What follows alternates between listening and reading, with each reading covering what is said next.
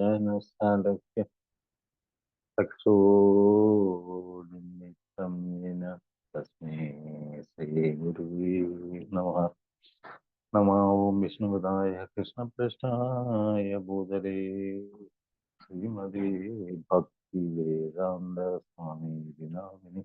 നമസ്തേ സരസ്വതി ദേവി ഗൗരവാണി പ്രചാരിണി നിർവിശേഷ ശൂന്യവാദി പാശ്ചാത്യ ദേശകാരിണി.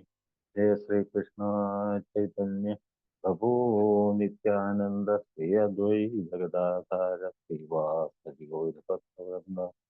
ഹരേ കൃഷ്ണ കൃഷ്ണ കൃഷ്ണ ഹരേ ഹരേ, ഹരേ രാമ രാമ രാമ ഹരേ ഹരേ.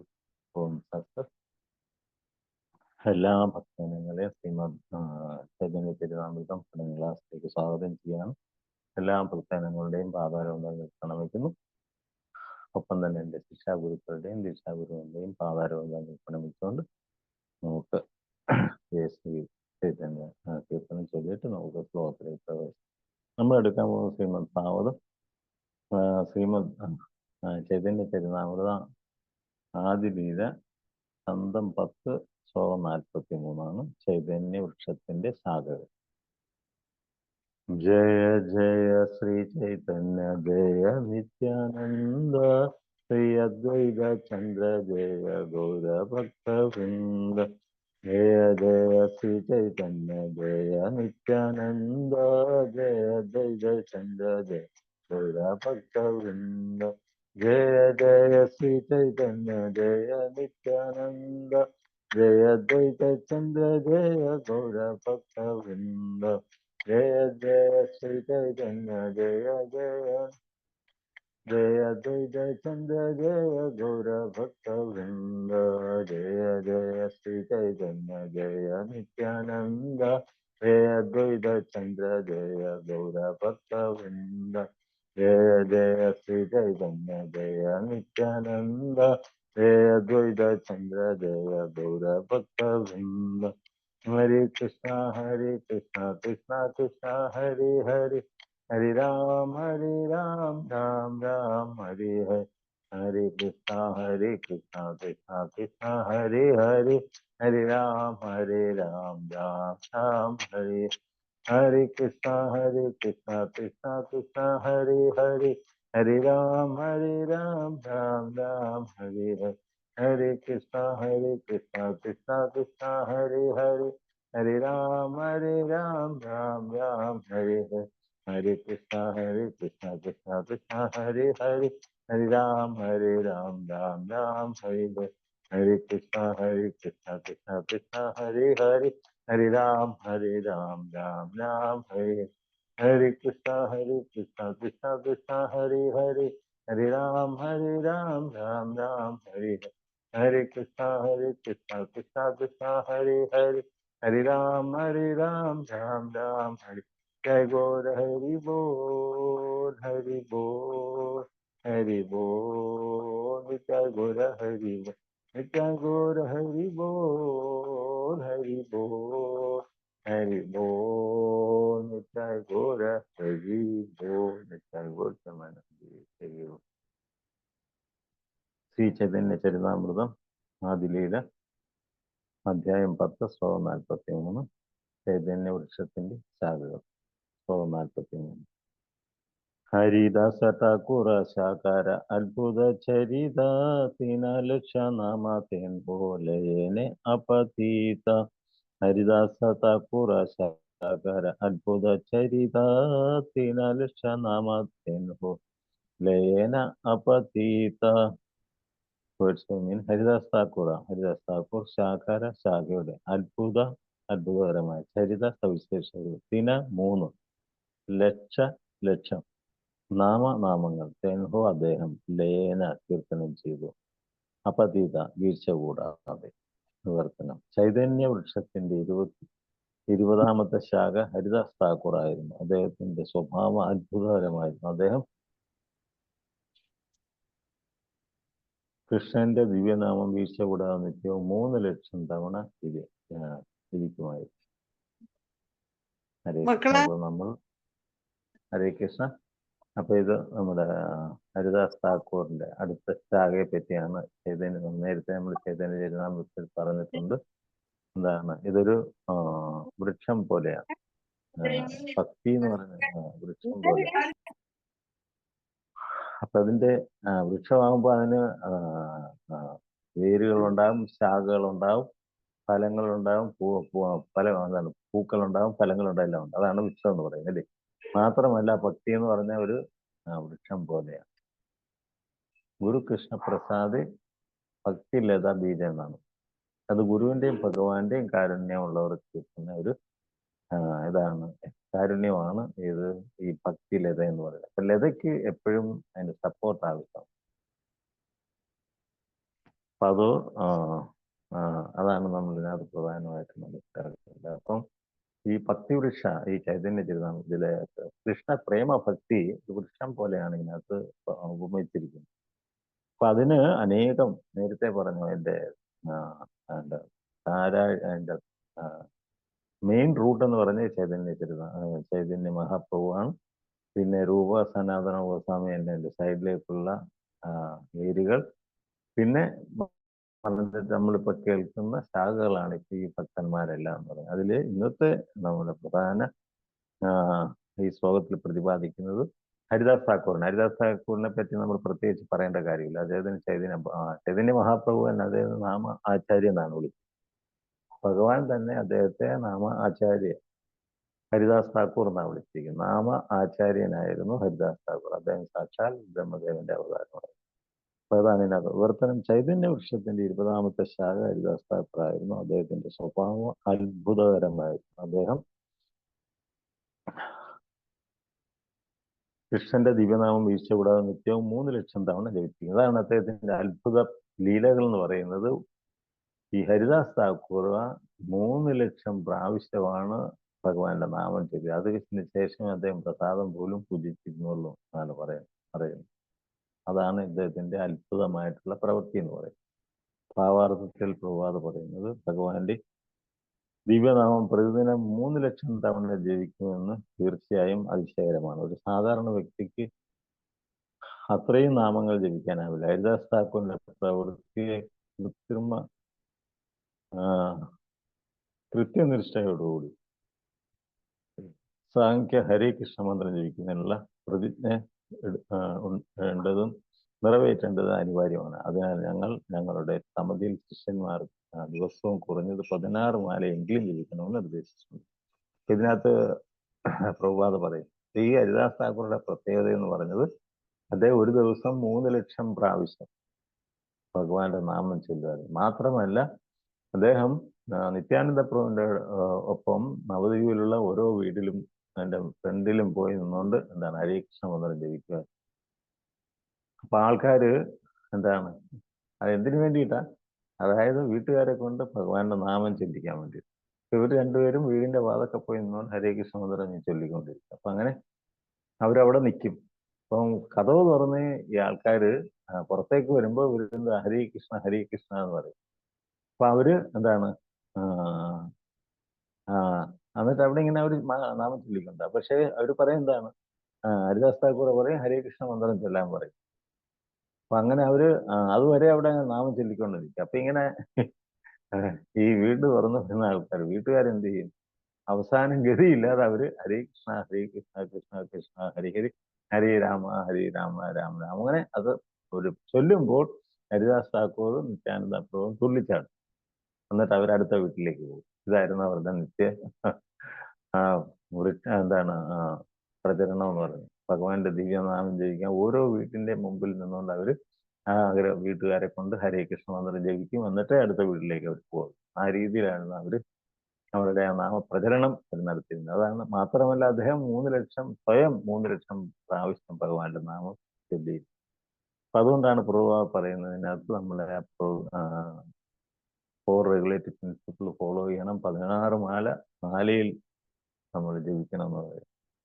അപ്പൊ പ്രഭുപാദ് പറയുന്നത് ഇത് നമ്മൾ 16 മാലയിൽ ജപിക്കുകയും 4 റെഗുലേറ്ററി പ്രിൻസിപ്പിൾ ഫോളോ ചെയ്യും, ഭഗവത്ഗീത, ഭാഗവതം ഇതെല്ലാം നമ്മൾ അനുഷ്ഠിക്കുകയും ചെയ്യുകയാണെങ്കിൽ ഈ ജന്മത്തിൽ തന്നെ നമുക്ക് ഭഗവത് സന്നിധിയിലേക്ക് പോകാനാണ് പ്രഭുപാദം. ഒരു ഭഗവാന്റെ ഭക്തൻ, ഇത് സാധാരണ ഭക്തനല്ല, ഭഗവാൻ സ്വയം പറഞ്ഞിട്ട് പോയാണ് ഞാൻ പോയി കഴിഞ്ഞാൽ എൻ്റെ സേനാപതിയായി അയക്കും. അപ്പൊ ഭഗവാൻ തന്നെ കൺഫേം ചെയ്ത പരമഭക്തനായിരുന്നു ശ്രീല പ്രഭുപാദ. നമുക്കറിയാം അദ്ദേഹം ഭൂലോകത്തിൽ വന്നു കഴിഞ്ഞപ്പോൾ ഭഗവാൻ പറഞ്ഞതുപോലെ അദ്ദേഹം പോയി കഴിഞ്ഞപ്പോൾ ശ്രീല പ്രഭുപാദ ഈ ഭൂമിയിലേക്ക് വന്നു. അങ്ങനെ അദ്ദേഹം പറഞ്ഞിരുന്നു, എൻ്റെ സേനാധിപതി വന്നു കഴിഞ്ഞാൽ ലോകത്തിന്റെ മുക്കിലും മുല്ല, every nook and corner my holy name be chanted. ഇതെല്ലാം പറഞ്ഞിട്ട് പോയതാണ് ഭഗവാൻ. അതുപോലെ തന്നെ അദ്ദേഹം ഭൂമിയിൽ അവതരിച്ചു. അങ്ങനെ അദ്ദേഹം കുട്ടിക്കാലത്ത് തന്നെ ഭഗവാന്റെ സേവനത്തിൽ ഏർപ്പെടുകയും മാത്രമല്ല അദ്ദേഹം 1965 തൻ്റെ ഗുരുവിന്റെ നിർദ്ദേശപ്രകാരം വിദേശത്ത് പോവുകയും അവിടെ ഈ നാമം പ്രചരിപ്പിക്കുകയും അങ്ങനെ ലോകത്തിൽ അദ്ദേഹം എമ്പാടും ഈ പ്രസ്ഥാനം, ഈ ഭക്തി വൃക്ഷം, അതായത് കൃഷ്ണഭക്തി, പ്രേമഭക്തി പ്രചരിപ്പിക്കുകയും ഭഗവാന്റെ ദിവ്യനാമം ജപിക്കുകയും. അതാണ് അദ്ദേഹത്തിന്റെ പ്രവൃത്തി. ആദ്യ വിസിറ്റിൽ തന്നെ അദ്ദേഹം 108 അമ്പലങ്ങൾ സ്ഥാപിക്കുകയും മാത്രമല്ല അനേകം ഗുരുകുലങ്ങളും അതുപോലെ തന്നെ ടെമ്പിളും ഒക്കെ അദ്ദേഹം സ്ഥാപിച്ചിട്ടാണ് ഇന്ത്യയിലേക്ക് തിരിച്ചു വരുന്നത്. അപ്പൊ ആ രീതിയിൽ അദ്ദേഹം ലോകത്തിന്റെ, ഭഗവാൻ പറഞ്ഞു, ചൈതന്യ മഹാപ്രഭു പറഞ്ഞതുപോലെ ലോകത്തിന്റെ എല്ലാ മുക്കിലും മൂലയിലും ഇന്ന് ഹരിനാമം ജപിക്കുന്നതിന്റെ ഏക കാരണം അദ്ദേഹത്തിന്റെ ചൈതന്യ മഹാപ്രഭുവിന്റെ സേനാധിപതി ശ്രീല പ്രഭുപാദ, ഫൗണ്ടർ ആചാര്യ ഓഫ് ഇസ്കോണിന്റെ സ്ഥാപകാചാര്യനായ പ്രഭുപാദയുടെ കാരുണ്യം കൊണ്ടാണ്. അപ്പൊ ഇതെല്ലാം ഭഗവാൻ പ്രെഡിക്റ്റ് ചെയ്ത കാര്യങ്ങളാണ് നമ്മളിന്ന് ഇത് സംഭവിച്ചുകൊണ്ടിരിക്കുന്നത്. അതാണ് അതിന്റെ പ്രത്യേകത. അപ്പൊ അതിലെ അഗ്രഗണ്യനായിട്ടുള്ള ഭഗവാന്റെ, നമ്മള് ഭക്തിവൃക്ഷയുടെ ശാഖയെ പറ്റിയാ പറയുന്നത്. ഓരോ ഭക്തന്മാരും ഈ ഭക്തിയുടെ ഓരോ ശാഖകളാണ്. അപ്പൊ ഇന്ന് എന്താണ് 20ാമത്തെ ശാഖയാണ് ഹരിദാസ് താക്കൂർ എന്ന് പറയുന്നത്. അപ്പൊ അദ്ദേഹം ചൈതന്യ മഹാപ്രഭുവും ജഗന്നാഥ് പുരിയിലുള്ളപ്പോൾ അദ്ദേഹം എന്താണ് നേരത്തെ ഈ ഹരിദാസ് താക്കൂർ എന്ന് പറഞ്ഞ മുസ്ലിം ആയിരുന്നു. പക്ഷേ ചൈതന്യ മഹാപ്രഭുവിന്റെ അപ്പൊ ഇതിനകത്ത് പറയുന്നത്, അതിന്റെ ഹിസ്റ്ററി അതിനകത്ത് പറയുന്നത്. അപ്പം ഈ 3 ലക്ഷം പ്രാവശ്യം അപരാധഹീന നാമം ചൊല്ലി നമുക്ക് ആർക്കും ഇമാജിൻ ചെയ്യാൻ പോകാത്ത കാര്യമാണ്, ചെയ്യാൻ വയ്യാത്ത കാര്യമാണ് ശ്രീല ഹരിദാസ് താക്കൂർ ചെയ്തത്. അതുകൊണ്ടാണ് ഭഗവാൻ തന്നെ അദ്ദേഹത്തെ നാമ ആചാര്യൻ എന്നുള്ള പേരിൽ അദ്ദേഹത്തെ അഭിസംബോധന ചെയ്തത്. അതുകൊണ്ടാണ് നമ്മളിപ്പം നമ്മൾ പ്രേമധ്വനിയിൽ നാമാചാര്യ ഹരിദാസ് താക്കൂർ കി ജയ് എന്ന് നമ്മൾ പറയുന്നത് കൊണ്ട് ഭഗവാൻ തന്നെ അത് അക്നോളജ് ചെയ്തതാണ്. ഇപ്പം ഭൂമിയിലുള്ളപ്പം ഭഗവാൻ തന്നെ അക്നോളജ് ചെയ്തു. മാത്രമല്ല അദ്ദേഹം ജഗന്നാഥപുരിയിൽ താമസിക്കും ദിവസവും അദ്ദേഹം മുസ്ലിം ആയതുകൊണ്ട് അമ്പലത്തിലേക്ക് പ്രവേശനമില്ല. അതുകൊണ്ട് അദ്ദേഹത്തിന്റെ ഔട്ട് ഹൗസിലാണ്, അതായത് ഈ ജഗന്നാഥ്പുരിയുടെ ഔട്ട് ഹൗസിലായിരുന്നു അദ്ദേഹം താമസിച്ചത്. ജഗന്നാഥ്പുരിയിലെ ക്ഷേത്രത്തിന് ഒരു ഒഴിഞ്ഞ സ്ഥലത്താണ് ചൈതന്യ മഹാപ്രഭു അദ്ദേഹത്തിന്റെ ഒരു കുടിലുണ്ടാക്കി അവിടെയാണ് അദ്ദേഹം താമസിച്ചത്. എന്നിട്ട് ഭഗവാൻ തന്നെ ജഗന്നാഥ്പുരിയുടെ പ്രസാദം ഈ ഹരിദാസ് താക്കൂറിന് കൊണ്ടു കൊടുക്കായിരുന്നു. ഭഗവാന്റെ കാരുണ്യം. അദ്ദേഹം നേരിട്ട് ചെന്ന് ചൈതന്യ മഹാപ്രഭു നേരിട്ട് ചെന്ന് ഹരിദാസ് താക്കൂറിനെ കാണുമായിരുന്നു. അതാണ് ഭഗവാന്റെ അത് നാമം ജപിക്കുന്ന ഒരു ഭക്തന്റെ ഭഗവാന്റെ കാരുണ്യം എത്രമാത്രം കിട്ടുന്നുള്ള കഥ ചൈതന്യ ഹരിതാമൃതം വായിച്ച് നിങ്ങൾക്ക് ഇതെല്ലാം മനസ്സിലാവും. അപ്പൊ അങ്ങനെയുള്ള ചൈതന്യ ഈ ഹരിദാസ് താക്കൂറിനെ പറ്റിയാണ് ഇന്നത്തെ ഇതിൽ പറയുന്നത്. അപ്പൊ അദ്ദേഹം ഹരിദാസ് താക്കൂർ ബൂഡന നഗരാമത്തിലായിരുന്നു ജനിച്ചതെന്നും, പക്ഷേ അല്പകാലം കഴിഞ്ഞപ്പോൾ ഗംഗയുടെ തീരത്ത് താമസിക്കുന്നതിന് ശാന്തിപുരത്തിനടുത്തുള്ള പൂലിയ ഗ്രാമത്തിലേക്ക് വന്നുവെന്നും ചൈതന്യ ഭാഗവതം ആദ്യ കണ്ട 1-ാം അധ്യായത്തിൽ പറയുന്നു. അപ്പൊ ഇദ്ദേഹം ബംഗാളിലാണ് ജനിച്ചത്. അപ്പൊ ആദ്യം അദ്ദേഹം എന്താണ് ബൂഡന ഗ്രാമത്തിലായിരുന്നു കുറച്ചുനാൾ താമസിച്ച്. അതിന് ശേഷം അദ്ദേഹം ഗംഗാതീരത്തിലുള്ള എന്താണ്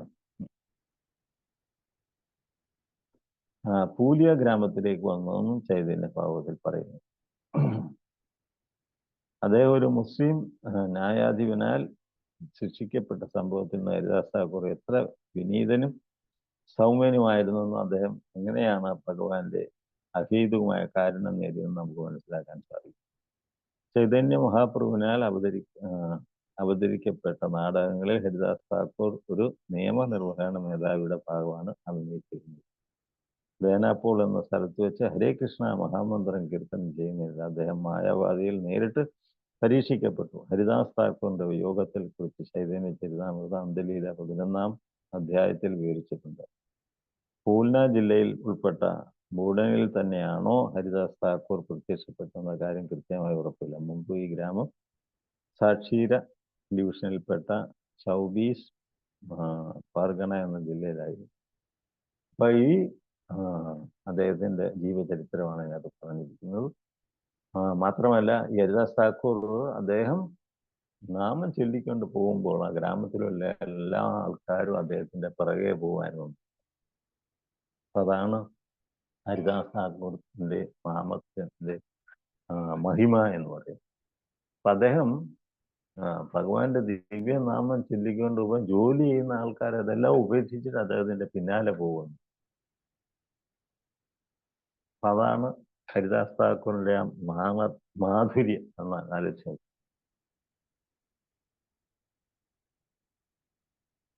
ജോലി ഗ്രാമങ്ങളിൽ ജോലി ചെയ്തുകൊണ്ടിരിക്കുന്ന ആൾക്കാർ അതെല്ലാം ഉപേക്ഷിച്ചിട്ട് ഈ ഹരിദാസ് താക്കൂറിന്റെ പിന്നാലെ പോകുന്നതാണ്. എത്രമാത്രം സ്വാധീനിക്കപ്പെട്ടിരുന്നു അദ്ദേഹത്തിന്റെ നാമം, എത്രമാത്രം മാധുര്യമായിരുന്നു, എത്രമാത്രം പ്രേമം ചൊരിഞ്ഞിരുന്നു എന്നാണ് നമ്മുടെ മനസ്സിലാക്കുന്നത്. മാത്രമല്ല ഈ നേരത്തെ പറഞ്ഞതുപോലെ അദ്ദേഹം മുസ്ലിം കുടുംബത്തിലായിരുന്നു. അപ്പം ഒരു മുസ്ലിം കുടുംബത്തിലെ ഒരു വ്യക്തി ഹിന്ദു മതം പ്രചാരണം ചെയ്യുന്നു എന്ന് പറയുമ്പോൾ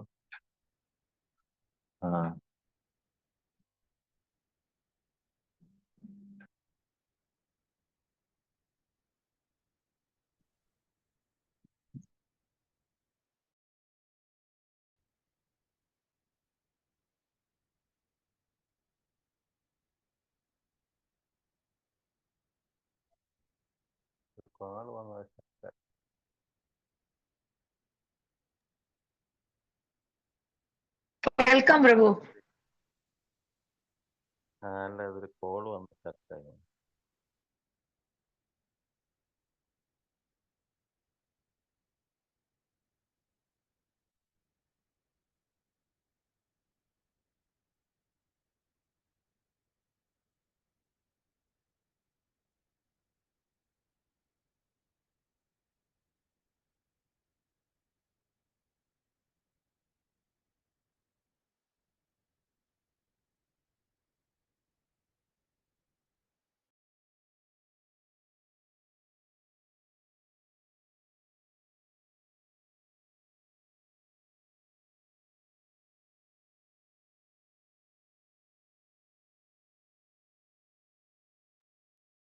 ഹരേ കൃഷ്ണ പ്രഭു.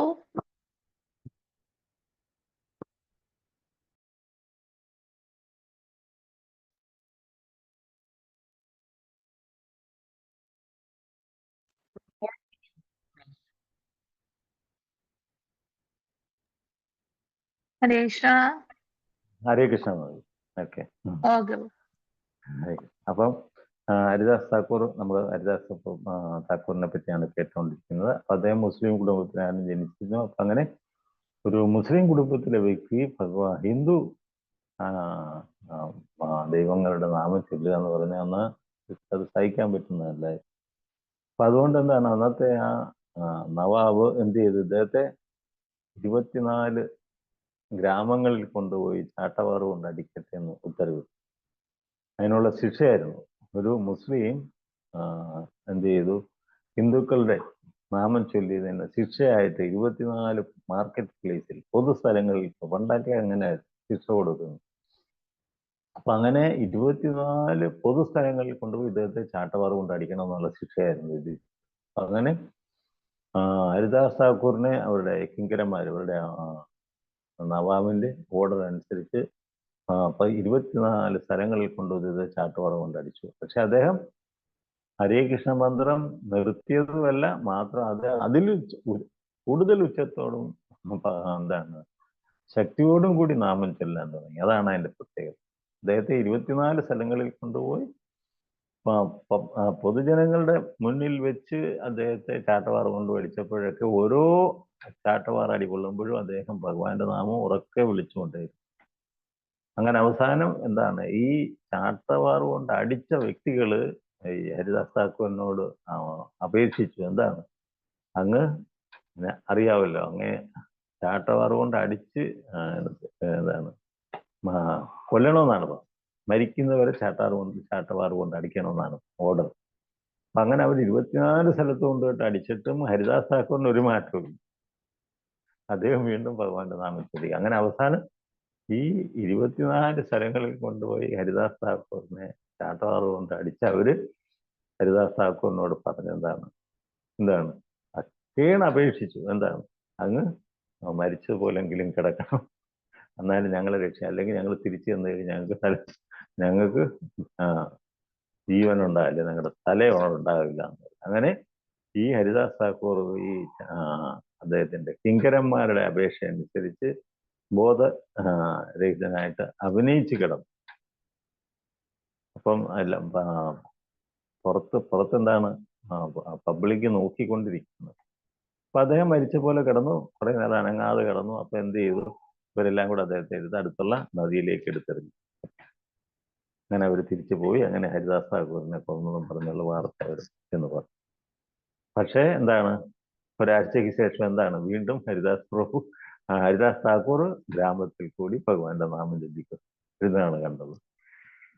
അതാണ് ഹരിദാസ് താക്കൂറിന്റെ ചരിത്രം എന്ന് പറയുന്നത്. അത്രമാത്രം ഹരിനാമത്തിൽ, ഭഗവാന്റെ ദിവ്യനാമത്തിൽ ആകർഷനായിരുന്നു ഹരിദാസ് താക്കൂർ. അദ്ദേഹം സാക്ഷാത് ബ്രഹ്മദേവന്റെ അവതാരമാണ്. അപ്പൊ അദ്ദേഹം ഈ ഭക്തി വൃക്ഷയുടെ 20ാമത്തെ ശാഖയായിരുന്നു. അതാണ് ഇതിനകത്ത് പ്രധാനമായിട്ടും പറയുന്നത്. അപ്പൊ മനസ്സിലായി ആരാണ് ഹരിദാസ് താക്കൂർ എന്ന് എല്ലാവർക്കും. അത്രയ്ക്ക് ഭഗവാന്റെ ദിവ്യനാമം 3 ലക്ഷം പ്രാവശ്യം എന്താണ് അപരാധവിന ചൊല്ലിയ വ്യക്തിയാണ്. നമ്മൾ 16 മാല പോലും എത്രയോ എല്ലാവർക്കും ചൊല്ലുന്ന കാര്യം എല്ലാവർക്കും അറിയാവുന്ന. പക്ഷെ അത് 3 ലക്ഷം പ്രാവശ്യം എന്ന് പറയുമ്പോൾ മാലകളാ ജപിച്ചെന്ന് ആലോചിച്ചാൽ. അതാണ് അദ്ദേഹത്തിന്റെ നാമം ചൊല്ലുന്നത് കേട്ടാൽ ഗ്രാമത്തിലുള്ള ആൾക്കാർ ജോലി ഉപേക്ഷിച്ച് അദ്ദേഹത്തിന്റെ പിന്നാലെ പോകുക. അതായിരുന്നു ഹരിദാസ് താക്കൂറിന്റെ ചാൻഡിങ്ങിന്റെ പ്രത്യേകത, ആകർഷത എന്ന് പറയുന്നത്. ശ്ലോകം 44. സൻഹര അനന്ത ഗുണ കീതിമാത്ര ആചാര്യ ഗോസായി അനുഭുജായ സദപാത്ര. സൻഹര അനന്ത ഗുണ കീതിമാത്ര ആചാര്യ ഗോസായി അനുഭുജായ സാധപാത്ര. പ്രവർത്തനം. ഹരിദാസ് താക്കൂറിന്റെ അതീന്ദ്രിയ ഗുണങ്ങൾ അനന്തമായി. അദ്ദേഹത്തിന്റെ ഗുണങ്ങളുടെ ഒരംശം മാത്രമാണ് ഞാനിവിടെ പ്രതിപാദിക്കുന്നുണ്ട്. അദ്ദേഹം അത്രയ്ക്ക് ഉത്കൃഷ്ടനായിരുന്നതിനാൽ അദ്വൈത ഗോസ്വാമി തന്റെ പിതാവിന്റെ ശ്രാദ്ധ ചടങ്ങ് അനുഷ്ഠിക്കുമ്പോൾ ആദ്യത്തെ ശ്രാദ്ധപ്രസാദത്തെ അദ്ദേഹത്തിന് നൽകി. അപ്പം അദ്വൈത ഗോസ്വാമി, നമുക്കറിയാം അദ്വൈതാചാര്യ, അദ്ദേഹത്തിന്റെ പിതാവിന്റെ ശ്രാദ്ധ സമയത്ത് ആദ്യത്തെ പ്രസാദം ഈ ഹരിദാസ് താക്കൂറിന് കൊടുത്ത് ബഹുമാനിച്ചു എന്നാണ്. അപ്പൊ എത്രമാത്രം ആദരണീയനായിരുന്നു എന്നാലോചിക്കും അദ്വൈതാചാര്യയുടെ പ്രാർത്ഥന കൊണ്ടാണ് ഭഗവാൻ ഈ ഭൂമിയിൽ അവതരിച്ചത്. നമുക്കറിയാം, എന്നും ഗംഗയിൽ പോയി പ്രാർത്ഥിക്കുമായിരുന്നു. എന്താണ്, അങ്ങ് വന്നാലേ ഈ കലിയുഗത്തിൽ അങ്ങ് നേരിട്ട് വന്നാല് കലിയുഗത്തെ രക്ഷിക്കാനുള്ളത് എന്ന് പ്രാർത്ഥിച്ച വ്യക്തിയാണ് അദ്വൈതാചാര്യൻ. അപ്പൊ അദ്ദേഹം ദിവസവും ഗംഗയിൽ പോയി സ്നാനം ചെയ്ത് ഭഗവാനോട് പ്രാർത്ഥിക്കണം. അദ്ദേഹം അങ്ങ് എത്രയും പെട്ടെന്ന് ഈ ഭൂമിയിൽ അവതരിച്ച് ഈ കലിയുഗത്തെ രക്ഷിക്കണമെന്ന് നിരന്തരം പ്രാർത്ഥിക്കുന്ന അദ്വൈതാചാര്യൻ. അപ്പൊ അങ്ങനെ അദ്വൈതാചാര്യ ഭഗവാൻ സച്ചിമാതയുടെ ഗർഭത്തിൽ അവതരിച്ചു എന്ന് അദ്ദേഹത്തിന് മനസ്സിലായി. ആക്ച്വലി അദ്വൈതാചാര്യ എന്ന് പറഞ്ഞാൽ സച്ചിമാതയുടെയും ജഗന്നാഥ മിശ്രയുടെയൊക്കെ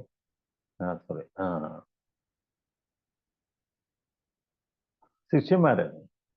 പക്ഷെ അദ്വൈത ആചാര്യ ഈ സത്യം അദ്ദേഹത്തിന് ഒരു ദിവസം മനസ്സിലായി. എന്താണ്? ഭഗവാൻ ഭൂമിയിൽ അവതരിച്ചു, അതായത് ചൈതന്യ മഹാപ്രഭു ഭൂമിയിൽ അവതരിക്കുന്നു, അദ്ദേഹത്തിന് എന്താണ് ഉത്ബോധം ഉണ്ടായി. അപ്പൊ അങ്ങനെ അത് മനസ്സിലാക്കിയിട്ട് അദ്ദേഹം സത്യമാതയുടെ വീട്ടിൽ ചെന്ന് അവരെ സത്യമാതയ്ക്ക് 3 പ്രാവശ്യം അദ്ദേഹം പ്രദക്ഷിണം വെച്ചു. അപ്പൊ അവരൊക്കെ അതിശയിച്ചു പോയി. എന്താണ് ഗുരു വന്ന് ശിഷ്യനെ പ്രദക്ഷിണം ചെയ്യാന്ന് പറഞ്ഞു. അവർ ചോദിച്ചു, എന്താണ് അങ്ങ് ചെയ്യുന്നത്, എന്തിനാണ് അങ്ങ് ചെയ്തത്? അന്നേരമാണ് ആ സത്യം അദ്ദേഹം പറഞ്ഞത്. എന്താണ്? സത്യയുടെ ഗർഭത്തിൽ വളരുന്ന കുട്ടി സാക്ഷാൽ ഭഗവാൻ തന്നെയാണെന്നുള്ള സത്യം അദ്ദേഹം റിവീൽ ചെയ്തു. അപ്പൊ അതുകൊണ്ടാണ് അദ്ദേഹം തൻ്റെ ശിഷ്യരായിട്ടുള്ള സത്യമാതാവിന്റെ ഭർത്താവിൻ്റെയും ഭവനത്തിൽ ചെന്ന് അവരെ പ്രദക്ഷിണം ചെയ്തു. സാക്ഷാൽ ഭഗവാനെയാണ് പ്രദക്ഷിണം ചെയ്തത്. ആ സത്യം അദ്ദേഹം പറഞ്ഞു. ഈ രീതിയിൽ അത്ര ഭഗവാന്റെ അദ്ദേഹം മഹാദേവന്റെയും ഭഗവാൻ വിഷ്ണുവിന്റെയൊക്കെ അവതാരമാണെന്നാണ് പറയുന്നത്. അപ്പൊ ഈ ചൈതന്യ തിരുനാമത്തിൽ നമുക്കറിയിക്കുന്നത്, ഇതില് നമുക്ക് ഓരോ ഭക്തന്മാരും എങ്ങനെയാണ് ഭഗവാൻ ഇവരെല്ലാം കൂട്ടിക്കൊണ്ടുവന്ന് കലിയുഗത്തിൽ പ്രേമഭക്തി കലിയുഗത്തിൽ വിതരണം ചെയ്തത്. അവരുടെ കാരുണ്യം, പഞ്ചതത്വത്തിന്റെ, അതുകൊണ്ട് നേരത്തേക്ക് പറഞ്ഞ നമ്മൾ ശ്രീകൃഷ്ണ ചൈതന്യ പ്രഭു നിത്യാനന്ദ ശ്രീ അദ്വൈത ഗദാധര ശ്രീവാസതി ഗൗരഭക്തവൃന്ദ. ഈ മന്ത്രം നമ്മൾ ഹരേ കൃഷ്ണ മന്ത്രം ചൊല്ലുന്നതിന് മുമ്പ് ചൊല്ലി ഈ പഞ്ചതത്വത്തിന്റെ കാരുണ്യം നമ്മൾ നേടണമെന്ന് പറഞ്ഞതിന്റെ കാര്യം ഇതാണ്. അത് സാക്ഷാൽ ഭഗവാന്റെ സന്തത സഹചാരികളാണ് ഇവരെല്ലാം. ഭഗവാൻ അവതരിച്ചപ്പോൾ ഇവരെ എല്ലാം കൂട്ടിക്കൊണ്ടാണ് ഭഗവാൻ ഭൂമിയിൽ വന്നത്. അപ്പൊ അവർക്കെല്ലാം ഓരോ റോള് കൊടുത്തിരുന്നു. അവരെല്ലാം അത് ചെയ്തതാണ്.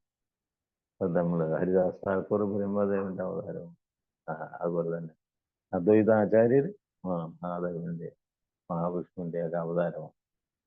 ഇവരെല്ലാം കൂടെ ഒരുമിച്ചാണ് കലിയുഗത്തിൽ ഈ കൃഷ്ണപ്രേമം കലിയുഗത്തിൽ വിതരണം ചെയ്തത്.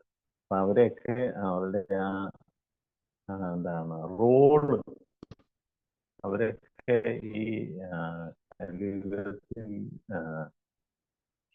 അവർ ചെയ്ത റോളുകളാണ് ഇതിനകത്ത് പറയുന്നത്. ശ്ലോകം 45. പ്രഹ്ലാദ സമാന തന്റെ ഗുണിര തരംഗ ജവനത ഘടനയോ എന്നീ. പ്രഹ്ലാദ സമാന, ശരിക്കും പ്രഹ്ലാദ മഹാരാജനെ പോലെ തന്റെ അദ്ദേഹത്തിന്റെ ഗുണിര ഗുണങ്ങളുടെ തരംഗം തിരമാലകൾ, യവന സ്ത്രീകളുടെ തടാനയോ പീഡനം കൊണ്ടുപോലും യാൻക ആരുടെ നാഹിക ആരും ഉണ്ടായിരുന്നില്ല. ഭംഗ, ഒരു പുരികത്തിന്റെ ചെറിയ ഇളക്കം പോലും വർധന.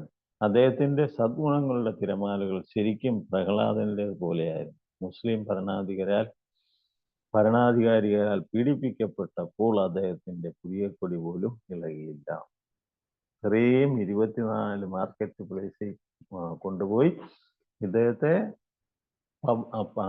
അവിടുത്തെ ജനങ്ങളുടെ സാന്നിധ്യത്തിൽ അവരെ ദൃക്സാക്ഷിയാക്കിക്കൊണ്ട് ഈ പരമഭക്തനെ പീഡിപ്പിച്ചപ്പോൾ അദ്ദേഹത്തിന് അദ്ദേഹത്തിന്റെ പൊടികൾ പോലും ചലിച്ചില്ല എന്ന് പറഞ്ഞാൽ അദ്ദേഹം എത്രയോ സഹിഷ്ണുതയോടുകൂടി ഇതൊക്കെ ചെയ്തെന്നാണ് പറയുന്നത്. അപ്പൊ അതാണ് ഒരു ഭക്തന്റെ ക്വാളിറ്റി എന്ന് പറയുന്നത്. തിതിർക്ഷിത കാരുണ്യത. ഒരു ഭഗവാന്റെ ഭക്തൻ എന്ന് പറയുന്നത് ശ്രീമദ് ഭാഗവതത്തിൽ പറയുന്നത്, ഒരു ഭക്തൻ എന്ന് പറഞ്ഞാൽ തിതിർക്ഷിത കാരുണ്യ. ഒരു ഭക്തൻ എന്ന് പറഞ്ഞാൽ എങ്ങനെയാണ്? അദ്ദേഹം ടു ബി ടോളറൻറ്റ്. എങ്ങനെ ആയിരിക്കണം ഒരു ഭക്തൻ എങ്ങനെ ആയിരിക്കണം പെരുമാറേണ്ടത്, അല്ലെ എങ്ങനെ ആയിരിക്കണം ഒരു ഭക്തന്റെ ഗുണങ്ങൾ? തിതിർഷിക കാരുണ്യ, സുഹൃതം സർവദേഹിന. അതുപോലെ തന്നെ എല്ലാവർക്കും കാരുണ്യം കൊടുക്കുന്നവനായിരിക്കണം. തിതിർഷിക കാരുണ്യ സുഹൃതം സർവദേഹിന. മാത്രമല്ല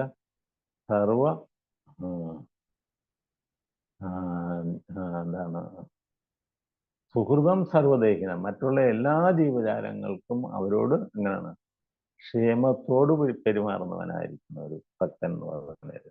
തിതിർഷിക കാരുണ്യിക സുഹൃതം സർവദേഹിന, മറ്റുള്ള എല്ലാ ജീവജാലങ്ങളോടും എന്താണ്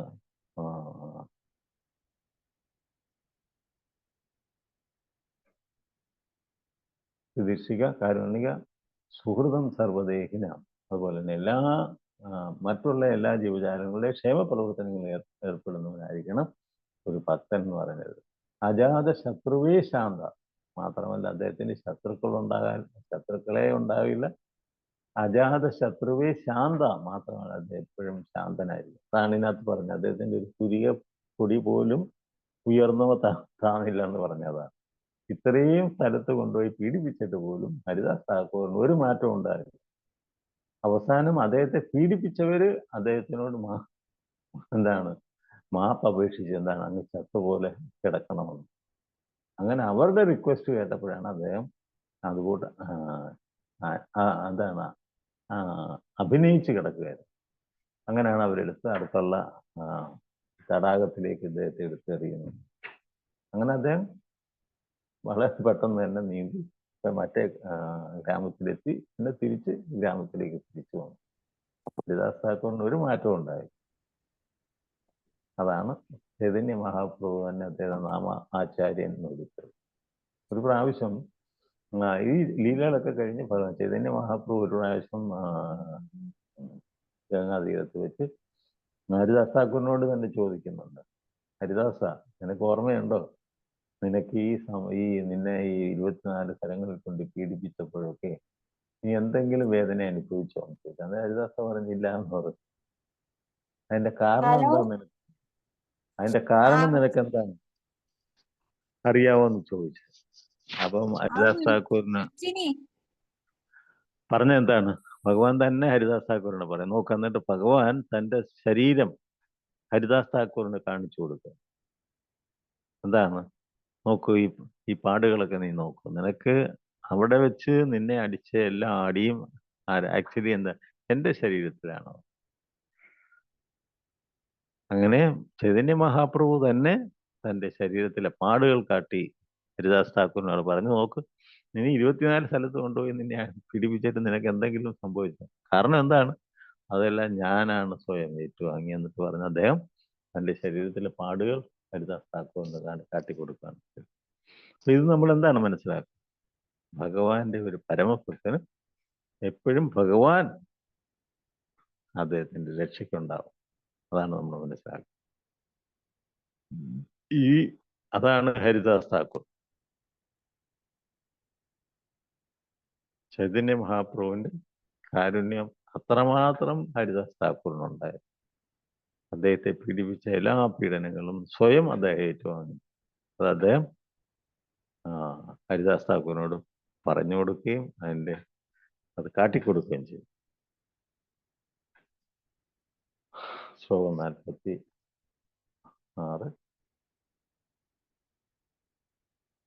तेन्हु सिद्धि पाइए तन देहालय कोले, नाचिल चैतन्य प्रभु महाकुदाले. तेन्हु सिद्धि पाइले तन देहालय कोले, नाचिल चैतन्य प्रभु महाकुदाले. ഹരിദാസ് താക്കൂറിന്റെ വിയോഗം സംഭവിച്ചപ്പോൾ അദ്ദേഹത്തിന്റെ ശരീരത്തെ സ്വന്തം മടിയിൽ കിടത്തിക്കൊണ്ട് മഹാപ്രഭു ആനന്ദ നൃത്തം ചെയ്തു. ചൈതന്യ ചരിതാമൃതത്തില് നമുക്ക് കാണാൻ സാധിക്കും. അപ്പൊ അങ്ങനെ പറഞ്ഞല്ലോ, ഒരു ദിവസവും ജഗന്നാഥ് പുരിയിൽ ഭഗവാൻ ജഗന്നാഥ് ദർശനം കഴിഞ്ഞ് ഹരിദാസ് താക്കൂറിന്റെ കുടിലേക്ക് ചെന്ന് അദ്ദേഹത്തിനെ ദർശിക്കുമായി. അതായിരുന്നു അവരുടെ റിലേഷൻ എന്ന് പറയുന്നത്.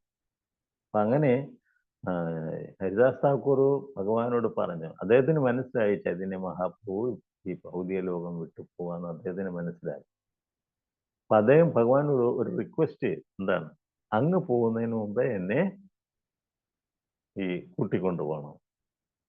അതാണ് പറഞ്ഞത്. അതായത് ചൈതന്യ മഹാപ്രഭു ഇല്ലാത്ത ഒരു ജീവിതം ഹരിദാസ് പ്രഭു സ്വപ്നം കണ്ടതുപോലെ.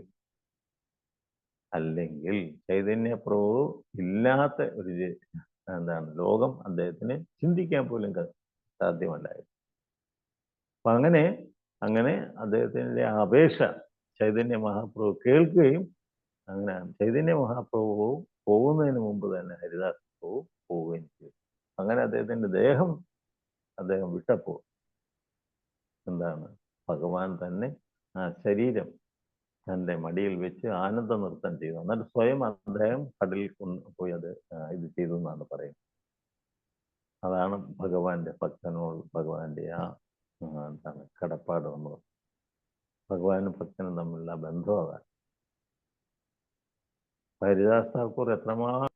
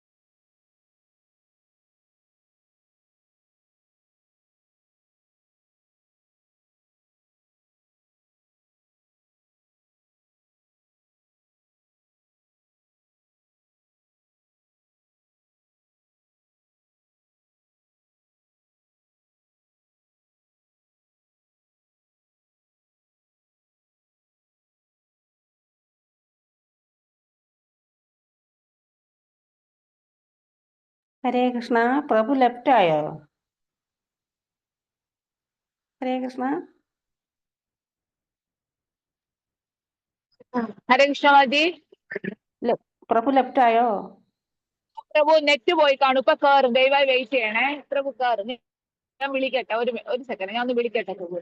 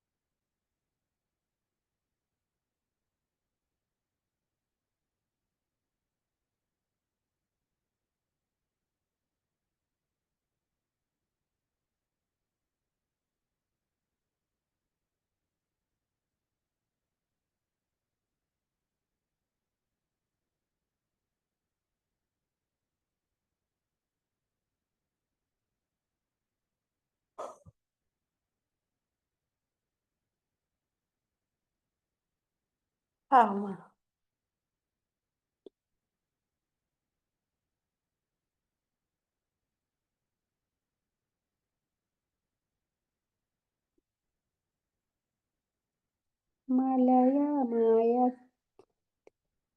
മംഗളദേവതി.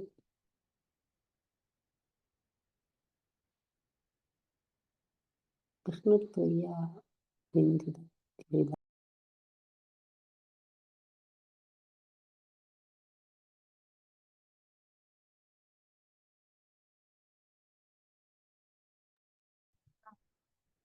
ഹരേ കൃഷ്ണ. പ്രഭു അറിഞ്ഞില്ല ലെഫ്റ്റ് ആയത്. പ്രഭു അവിടെ ക്ലാസ് എടുത്തോണ്ടേ ഇരിക്കുകയായിരുന്നു. ഞാനിപ്പോ വിളിച്ചിട്ടുണ്ട്. പ്രഭു ഇപ്പൊ കേറും. എല്ലാരും മ്യൂട്ട് ചെയ്ത് ദയവായി വെയിറ്റ് ചെയ്യണേ. ഹരേ കൃഷ്ണ.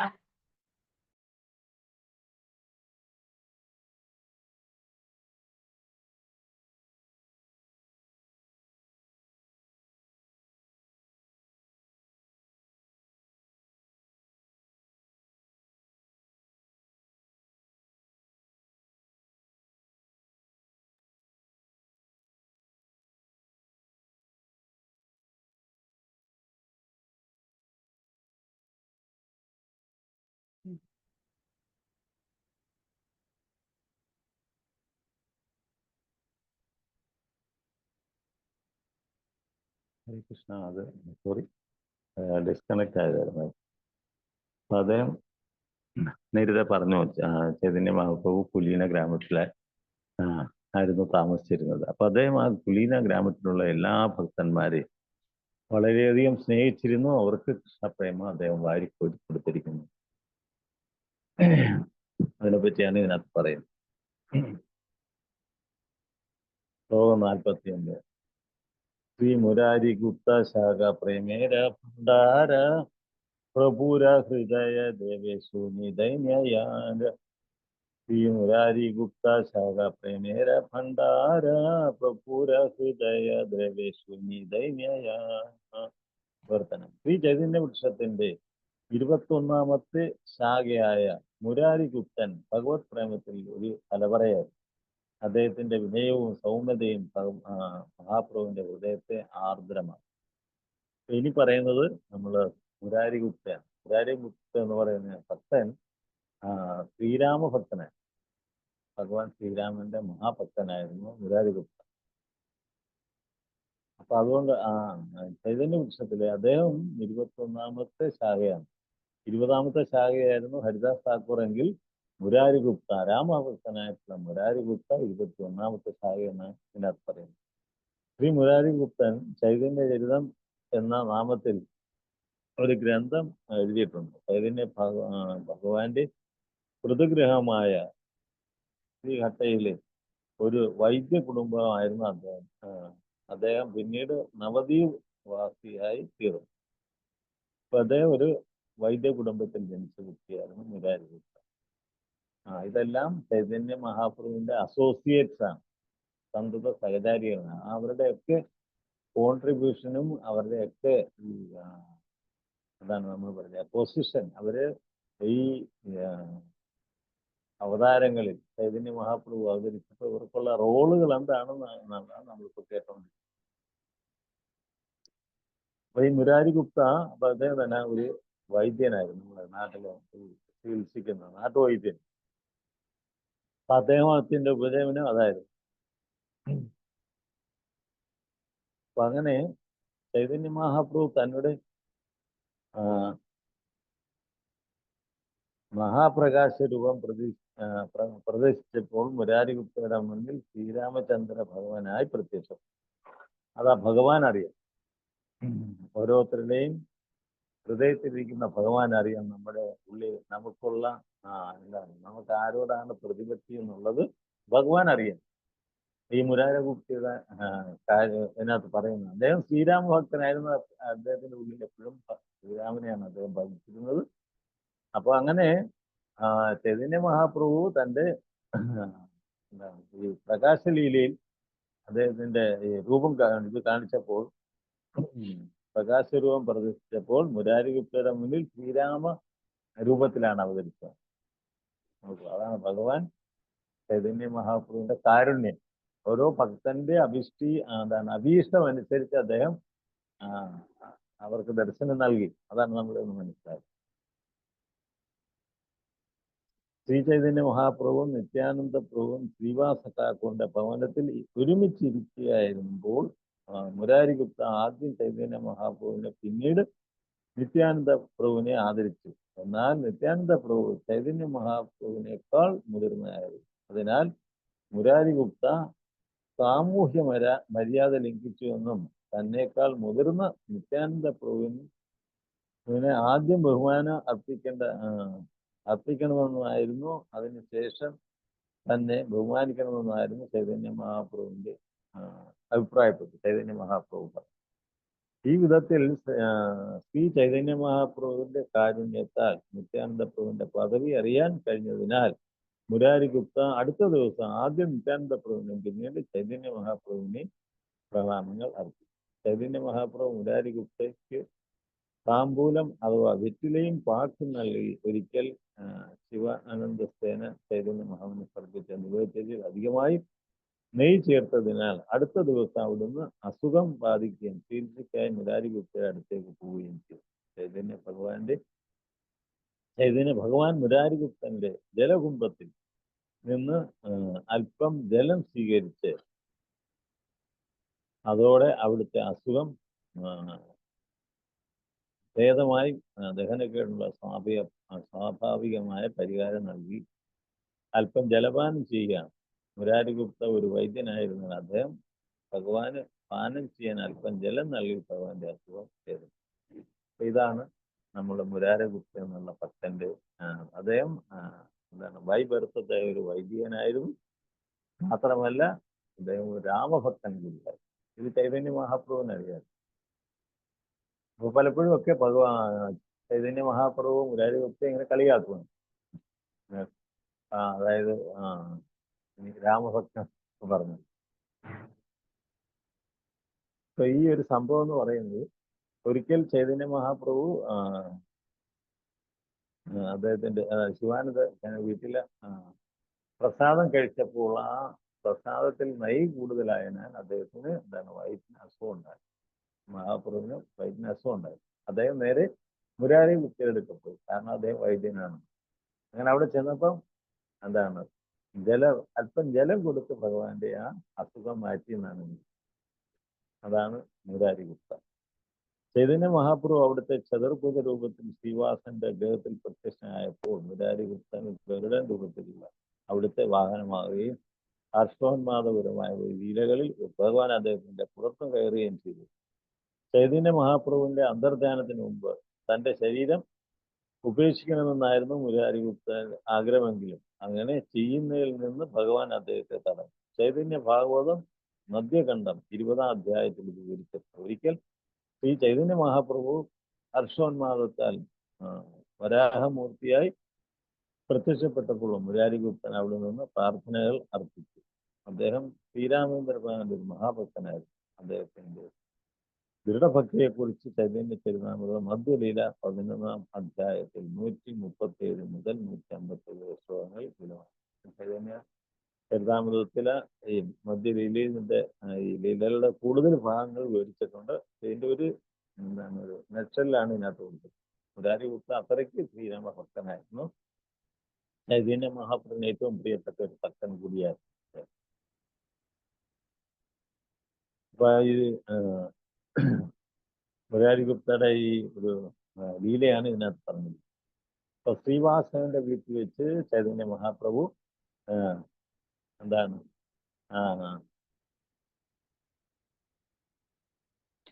ചതുർഭുജ രൂപത്തിൽ ഭഗവാൻ രൂപത്തിൽ പ്രത്യക്ഷം അദ്ദേഹത്തിന് ദർശനം കൊടുത്തു. അപ്പൊ അങ്ങനെ കൊടുത്തപ്പോഴാ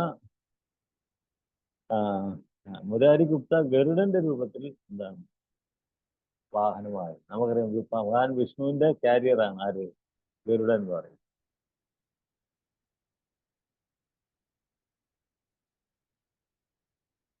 അപ്പൊ ഇത് ഹർഷോന്മാദത്താൽ ഈ ലീലകൾ ഭഗവാൻ അദ്ദേഹത്തിന്റെ പുറത്ത് കയറുകയും ചെയ്തിരുന്നു. അപ്പൊ ഇത് കണ്ട് സന്തോഷത്തോടുകൂടി എന്താണ് ചൈതന്യ മഹാപ്രഭു എന്താണ് നമുക്കറിയാം ഭഗവാൻ വിഷ്ണു ഗരുഡന്റെ പുറത്തല്ലേ സഞ്ചരിക്കും. അപ്പൊ എന്താണ് ഈ മുരാരിഗുപ്ത ഈ ഗരുഡനായിട്ട് ആവിർഭവിച്ചപ്പോൾ ഭഗവാൻ അദ്ദേഹത്തിന്റെ പുറത്ത് കയറി അത് ആ ലീല അവിടെ പ്രദർശിപ്പിച്ചു എന്നാണ് പറയുന്നത്. അപ്പൊ അങ്ങനെയുള്ള അനേകം ലീലകൾ നമ്മൾ ചൈതന്യ ചരിതാമൃതത്തിൽ കാണാൻ സാധിക്കും. ഭഗവാന്റെ ചൈതന്യ മഹാപ്രഭുവിന്റെ കാരുണ്യം എങ്ങനെയാണ് മുരാരിഗുപ്തയ്ക്കും അതുപോലെ തന്നെ നേരത്തെ ഹരിദാസ് താക്കൂർക്കും കിട്ടിയത്. ഇവരെല്ലാം ഈ ഭക്തി ആകുന്ന വൃക്ഷത്തിന്റെ ശാഖകളാണ്. അതിനെപ്പറ്റിയാണ് ഇതിനകത്ത് പോകാവുന്നത്. പ്രതിഗ്രഹനഹി കരനാലയകരധന ആത്മാവൃത്തി കാര്യ കുടുംബ പരാണ. മുരാരിഗുപ്തൻ അവരിൽ നിന്ന് ഒരിക്കലും ദാനമോ ധനമോ സ്വീകരിച്ചില്ല. അദ്ദേഹം വൈദ്യവൃത്തി ചെയ്ത് അതിൽ നിന്നുള്ള വരുമാനത്താൽ കുടുംബം പുലർത്തി. ഇവരെല്ലാം ഈ പരമഭക്തരായിരുന്നെങ്കിൽ തന്നെ മുരാരിഗുപ്ത എന്താണ് ഒരിക്കലും ഈ വൈദ്യവൃത്തി നിർത്തി ധനം ഉണ്ടാക്കണമെന്നോ അല്ലെങ്കിൽ പ്രശസ്തനാകണോ ഇതൊന്നുമല്ല അദ്ദേഹത്തിന്. എന്താണ് ആരെങ്കിലും എന്തെങ്കിലും കൊടുക്കുകയാണെങ്കിൽ അതിൽ മാത്രം സ്വീകരിക്കും. അതുകൊണ്ട് മാത്രം കഴിഞ്ഞിരുന്നു.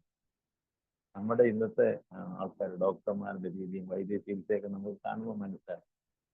പണ്ടൊക്കെ ഇതൊരു എന്താണ് ഒരു ധർമ്മമായിട്ടായിരുന്നു പണ്ട് ആൾക്കാരൊക്കെ ചെയ്തിരുന്നത്. ഭഗവാന്റെ തന്നെ ധന്വന്തര അവതാരം നമുക്ക് എല്ലാവർക്കും അറിയാം. ആയുർവേദം ഭഗവാന്റെ തന്നെ അവതാരമാണ്. അപ്പൊ അതുപോലെ ഈ മുരാരിഗുപ്ത ഇതൊരു തൻ്റെ ഒരു ഉപജീവനമായിട്ട് മാത്രം. ആരെങ്കിലും എന്തെങ്കിലും ദക്ഷിണയായിട്ട് കൊടുക്കുന്നെങ്കിൽ മാത്രം സ്വീകരിച്ചു. അതല്ലാതെ നമ്മൾ റേറ്റ് പറഞ്ഞുള്ള ചികിത്സയൊന്നും അല്ലായിരുന്നു എന്നാണ് പറയുന്നത്. അതായത് ഒരു ഗൃഹസ്ഥൻ, അദ്ദേഹം ഒരു ഗൃഹസ്ഥനായിരുന്നു. അപ്പൊ അദ്ദേഹത്തിന്റെ ഉപജീവനത്തിന് വേണ്ടി അതിൽ നിന്ന് കിട്ടുന്ന ഒരു വിഹിതം മാത്രം അദ്ദേഹം. അതാണ് ഇതിനകത്ത് പറഞ്ഞിരിക്കുന്നത്. അപ്പൊ അതാണ് മുരാരിഗുപ്തയുടെ സ്ഥാനം എന്ന് പറയുന്നത്. മറ്റുള്ളവരെ സേവിക്കാം. ചൈതന്യ മഹാപ്രഭു പോലും അവിടെ ചെന്ന് അദ്ദേഹത്തിന്റെ ഒരു ജലപാനം കൂടി തന്നെ ചൈതന്യ മഹാപ്രഭുവിന്റെ അസുഖം മാറിയെന്ന് നേരത്തെ പറഞ്ഞു. അപ്പൊ അത്രയ്ക്കും ഡെഡിക്കേറ്റഡ് ആയിട്ടുള്ള ഭക്തന്മാരായിരുന്നു ഈ മുരാരിഗുപ്ത.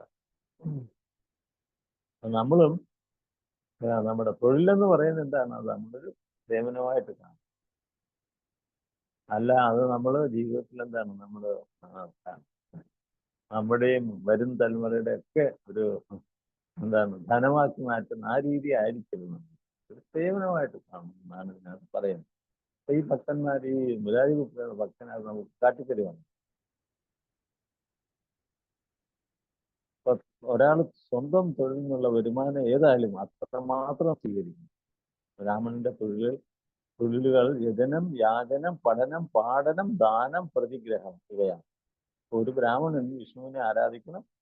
വിഷ്ണുവിനെ ആരാധിക്കേണ്ടത് എങ്ങനെയെന്ന് മറ്റുള്ളവർക്ക് ഉപദേശിച്ചു കൊടുക്കുകയുണ്ട്. ഒരു ക്ഷത്രിയന് ഉടമയാകാനും നികുതി പിരിച്ച് വാടകക്കാരിൽ നിന്ന് വാടക സ്വീകരിക്കാനും ഉപജീവനം നടത്താനും അവകാശമുണ്ട്. ഒരു വൈശ്യന് കൃഷിയോ വ്യാപാര ഉപജീവന മാർഗം ആയി സ്വീകരിക്കാം. മുരാരിഗുപ്ത ഒരു വൈദിക കുടുംബത്തിൽ ജനിച്ച വൈദ്യവൃത്തി ഉപജീവന മാർഗമാണ്. ഇതിൽ നിന്നും കിട്ടുന്ന വരുമാനം കൊണ്ട് കുടുംബത്തെ സംരക്ഷിക്കുന്നു. ശ്രീമദ് ഭാവത്തിൽ പ്രസ്താവിച്ചിട്ടുള്ളതുപോലെ ഓരോ വ്യക്തിയും അവന്റെ തൊഴിൽ ധർമ്മത്തിന്റെ നിർവഹണത്തിലൂടെ സംതൃപ്തി നേടാൻ യത്നിക്കണം. അതാണ് ജീവിതത്തിന്റെ പരിപൂർണത. ഈ സമ്പ്രദായം ദേവി വർണ്ണാശ്രമം എന്ന് മുരാരിഗുപ്ത ഒരു മാതൃക ഗൃഹസ്ഥനായിരുന്നു. കാരണം അദ്ദേഹം ശ്രീരാമചന്ദ്ര ഭഗവാന്റെ ചൈതന്യ മഹാപ്രഭുവിന്റെയും മഹാഭക്തനായിരുന്നു. അദ്ദേഹം വൈദ്യ വൃത്തിയിലൂടെ കുടുംബത്തെ സംരക്ഷിക്കുക, അതേസമയം തന്റെ കഴിവിന്റെ പരമാവധി ശ്രീ ചൈതന്യ മഹാപ്രഭുവിന്റെ സംതൃപ്തിപ്പെടുത്തുകയും ചെയ്തു. ഒരു ഗൃഹസ്ഥന്റെ മാതൃക ഇതാണ്. അതാണ് ചാതുർവർണ്ണ്യമായ ഭഗവാൻ പറയുന്നത്. ഗുണകർമ്മ വിഭാഗം. ഓരോ വർണ്ണത്തിന്റെ ആ ഗുണം നമ്മൾ കാട്ടിക്കണം. അതാണ് ആക്ച്വലി ഭഗവാൻ ഉദ്ദേശിച്ചത്. ഈ വർണ്ണ സൃഷ്ടിയുടെ അടിസ്ഥാന സ്ഥാനം ഭഗവാൻ പറയുന്നത് ജാതി വ്യവസ്ഥയല്ല, ഇത് എന്താണ് ഗുണത്തിന്റെ അടിസ്ഥാനത്തിലാണ് ഞാൻ വർണ്ണങ്ങൾ സൃഷ്ടിച്ചതെന്നാണ് ഭഗവാൻ പറയുന്നത്. ബൈ ബർത്ത് റൈറ്റ് അല്ല, ബൈ ക്വാളിറ്റി റൈറ്റ്.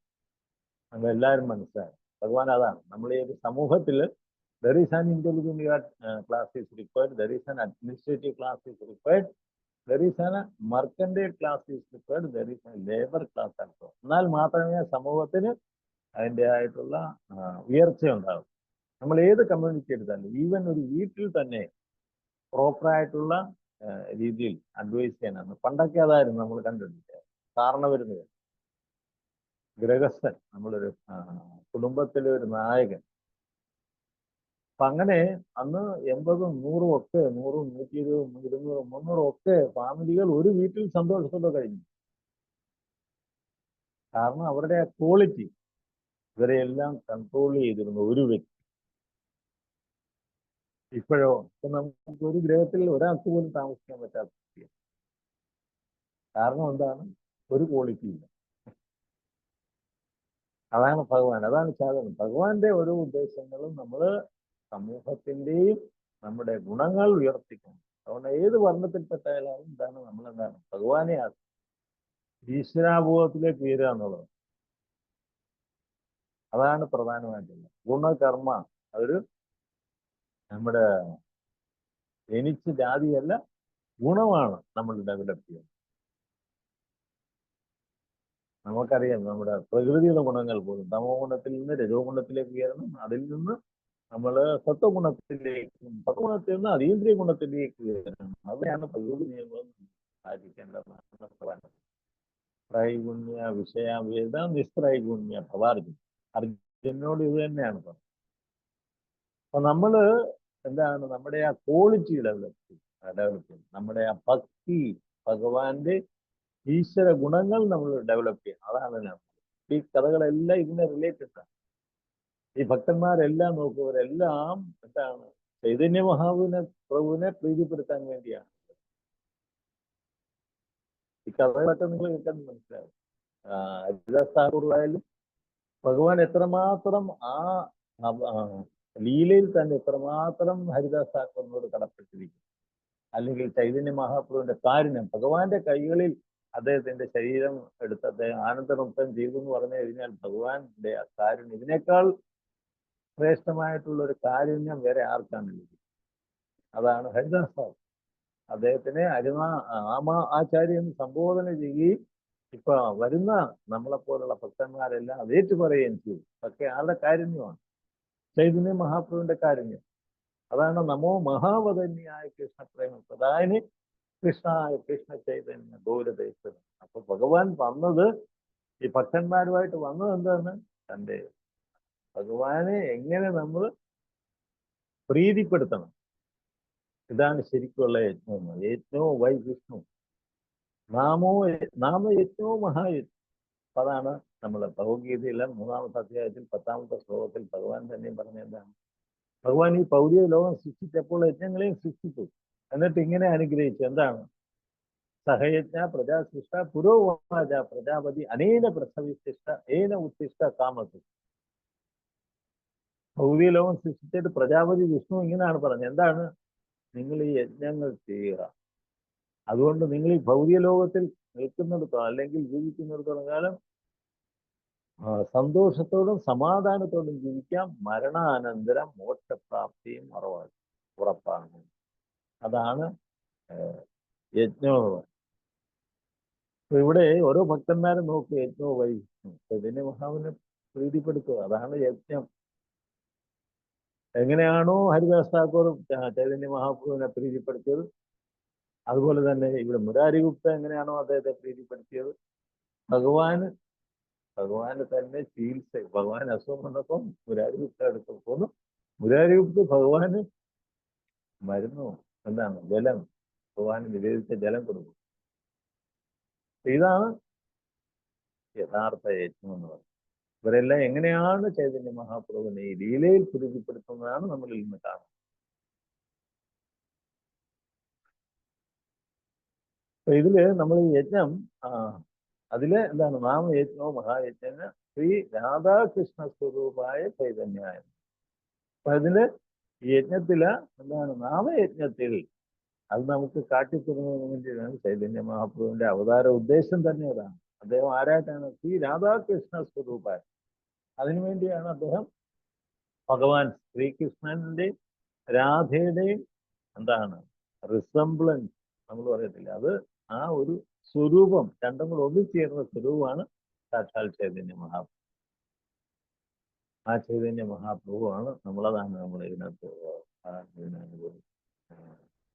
വൈഷ്ണവ കീർത്തനമുണ്ട്. എന്താണ്? സുന്ദരബാല. വളരെ ഇതായിട്ടുള്ളൊരു ഇതാണ്.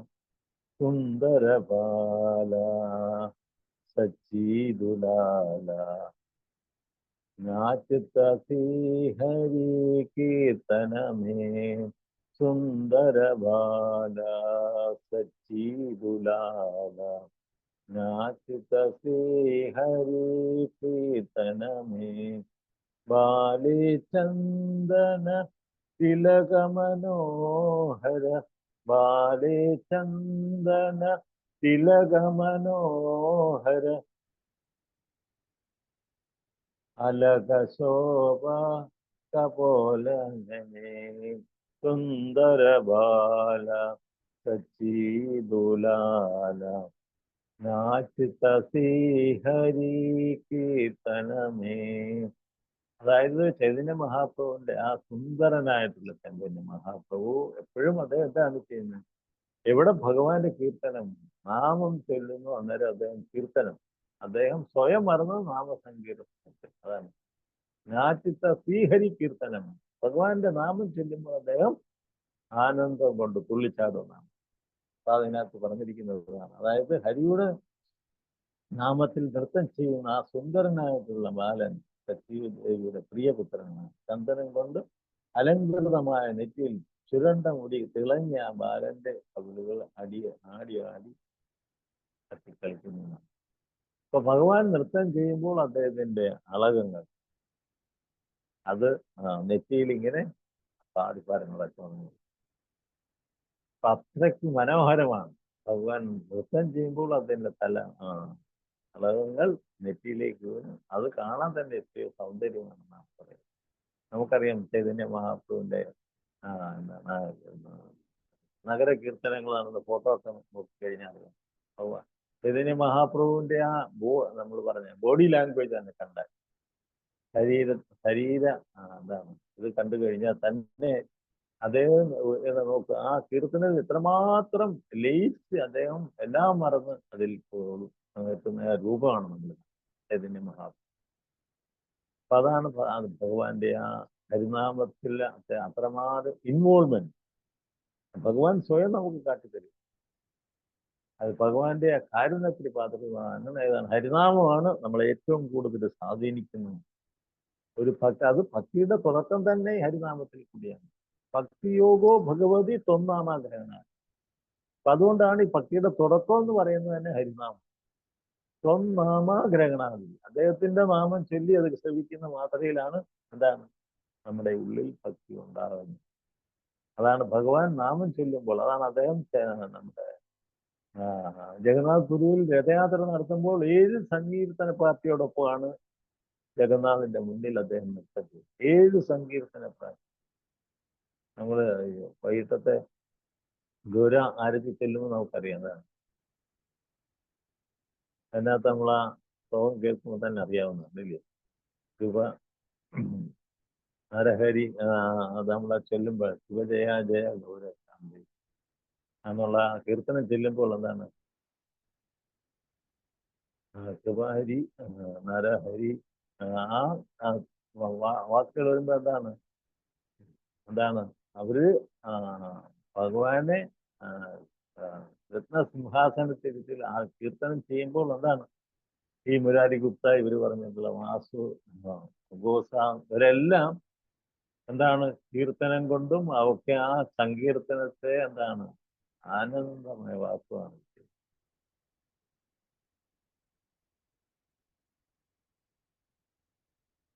ശിവനര ഹരി ആദി കോരി ചമര ജുലാല സഞ്ജയ മുകുന്ദ വാസു ഗോസധികാര. അപ്പം അവര് എന്താണ് തന്റെ സഹചാരികൾ ഭഗവാൻ കീർത്തനം അതായത് ഭഗവാനെ സിംഹാസനത്തിൽ ആരതി ചെയ്യുമ്പോൾ അതായത് ഈ പറഞ്ഞിട്ടുള്ള വ്യക്തികളൊക്കെ ഭഗവാന്റെ ഭക്തന്മാർ ഇവരെല്ലാം ഓരോരുത്തരെന്താണ് ഭഗവാൻ ചാമരം വീശുന്നത്, മൃദംഗം, കരത്താള ഇതൊക്കെ അവര് ഭഗവാന്റെ ആരതി അത്രമാത്രം എന്താണ് ഭഗവാനെ പ്രീതിപ്പെടുത്തുന്ന രീതിയിൽ ചെയ്യുന്നതാണ്. നമ്മളിന്ന് വൈകിട്ട് ചൊല്ലുന്നതാണ്. അപ്പൊ അതിലൊക്കെ എന്താണ് എല്ലാ ഭക്തന്മാരുടെയും ഉദ്ദേശം ഭഗവാന്റെ പ്രീതിയാണ്, ഭഗവാന്റെ സന്തോഷമാണ്. അതാണ് നമ്മുടെ സന്തോഷം. ഭഗവാൻ സന്തോഷപ്പെടുന്നത് നമുക്കും അതറിയാൻ സാധിക്കും. അപ്പൊ അത് ഏറ്റവും കൂടുതൽ നമ്മൾ റിഫ്ലക്ട് ചെയ്യുന്നതെന്ന് പറഞ്ഞാൽ നാമസങ്കീർത്തനത്തിലാണ്. അതാണ് നമ്മൾ ചൈതന്യ മഹാപ്രഭു കാണിച്ചു തന്നത്. അദ്ദേഹം സ്വയം ജഗന്നാഥ് പുരിയിൽ 7 സങ്കീർത്തന പാർട്ടികളോടെയാണ് ജഗന്നാഥിനെ രഥയാത്ര സ്വീകരിക്കുന്നത്. ആ സമയത്ത് അദ്ദേഹത്തിന്റെ നൃത്തം കാണാൻ നമുക്കറിയാം. ആ സമയത്ത് പോലും എത്രയോ ദശലക്ഷക്കണക്കിന് ആൾക്കാരാണ് ഭഗവാൻ ചൈതന്യ മഹാപ്രഭുവിന്റെ സങ്കീർത്തനം കാണാൻ വരുന്നത്. ആൾക്കാർക്ക് ഭഗവാനെ നേരിട്ട് കാണാൻ പറ്റുന്ന ആൾക്കാർ എന്താണ് കൂടി നിൽക്കുന്ന ആൾക്കാരുടെ ഇടയിൽ കൂടി ഭഗവാനെ നോക്കാൻ ശ്രമിക്കുന്നത്. അതൊക്കെ ചൈതന്യ ചരിതാമൃതത്തിൽ നമ്മൾ വായിക്കാൻ. അപ്പൊ ഭഗവാനെ ഒന്ന് ഒരു നോക്ക് കാണാൻ, ഈ രീതിയിൽ ഭഗവാന്റെ നൃത്തം കാണാൻ വേണ്ടി ആൾക്കാരെന്താണ് ആൾക്കാരുടെ ഇടയിൽ കൂടി ഒളിഞ്ഞു നോക്കൂ എന്നാണ്. അപ്പൊ അത്രയ്ക്ക് മാധുര്യമായിരുന്നു ചൈതന്യ മഹാപ്രഭുവിന്റെ നൃത്തം എന്ന് പറയുന്നത്. മാത്രമല്ല ഭഗവാൻ ജഗന്നാഥ് പോലും അത് നിർനിമേഷനായി നോക്കുമായിരുന്നു. അദ്ദേഹം പോലും പരിസരം മാറുന്ന അദ്ദേഹം നിന്നു പോകുമായിരുന്നു. അതാണ് ചൈതന്യ മഹാപ്രഭുവിന്റെ നൃത്തത്തിന്റെ സവിശേഷത. ഭഗവാൻ ജഗന്നാഥ് പോലും അത് നോക്കി നിൽക്കുമായിരുന്നു. അങ്ങനെ ഭഗവാൻ തന്നെ അങ്ങനെ നിൽക്കുന്ന ജഗന്നാഥനെ പിന്നിൽ ചെന്ന് വീണ്ടും തന്റെ തല കൊണ്ട് ഭഗവാൻ ജഗന്നാഥനെ എന്താണ് തലോടുമ്പോഴാണ് വീണ്ടും ജഗന്നാഥ് ഉണർന്ന് വീണ്ടും ഈ രഥയാത്രയിൽ പങ്കാള്. അപ്പൊ ആ രീതിയിൽ അതായത് ചൈതന്യ മഹാപ്രഭുവിന്റെ സങ്കീർത്തന പാർട്ടി അത്രമാത്രം ഭക്തിയോടും അതുപോലെ തന്നെ ഉന്മേഷത്തോടും എന്താണ് ഉത്സാഹ നിശ്ചയ ധൈര്യം അതാണ് ഉത്സാഹത്തോടും ഉന്മാദത്തോടും കൂടിയായിരുന്നു കീർത്തനം ചെയ്തത് ചൈതന്യ മഹാപ്രഭു. ആ രീതിയിലാണ് ഭഗവാൻ ജഗന്നാഥനെ പോലും സ്വീകരിച്ച് കൊണ്ടുവന്നിരുന്നത്.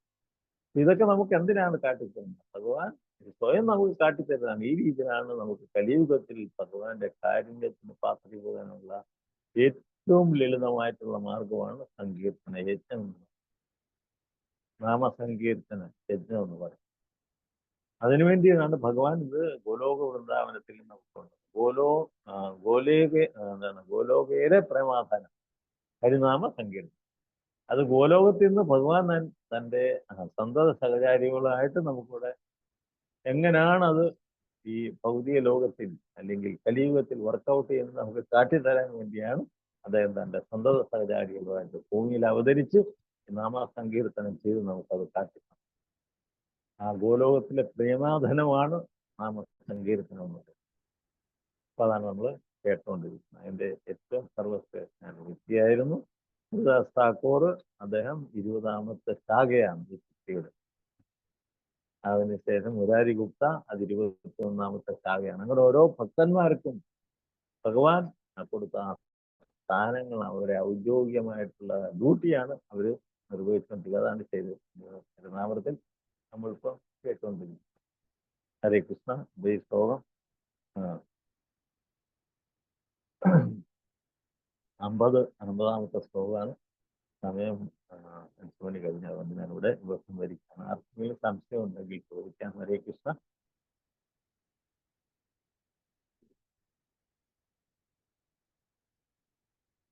ഹരേ കൃഷ്ണ. ഹരേ കൃഷ്ണ.